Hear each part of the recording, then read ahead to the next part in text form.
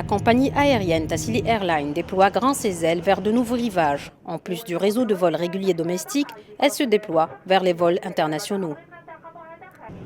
Accueillir le grand public est un enjeu, un challenge auquel TAL se prépare depuis qu'elle s'est lancée dans les vols domestiques en mars 2013. Une ouverture qui s'est faite en coordination avec la compagnie Air Algérie.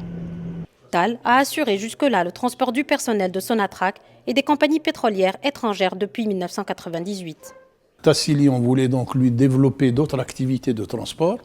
Donc elle faisait essentiellement jusqu'à 2011, fin 2011, 2012. Elle est toujours, c'est-à-dire consacrée au transport des travailleurs des hydrocarbures. Nous estimons que c'est un élément qui est pour nous avantageux.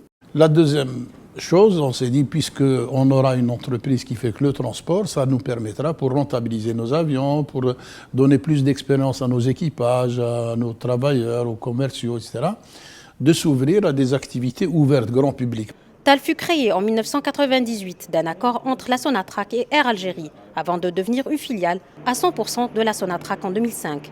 La compagnie dispose aujourd'hui de 31 avions. Depuis avril 2014, on a abouti à ce processus qui a permis donc d'avoir la compagnie Tassili avec 12 avions, donc essentiellement tournés vers le transport grand public, charter, touristique, etc., hydrocarbures aussi.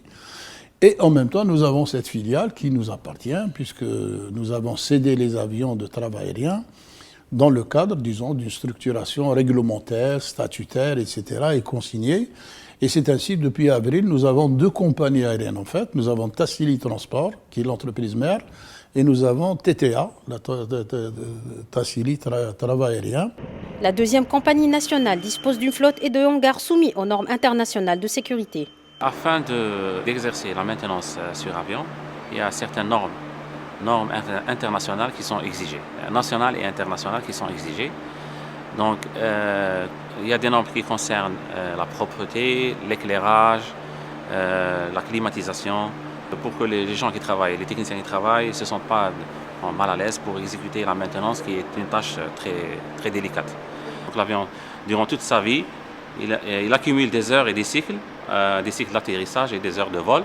Et à chaque occasion, on génère un programme, un protocole à exécuter, une série d'inspections, des changements, des lubrifications, etc.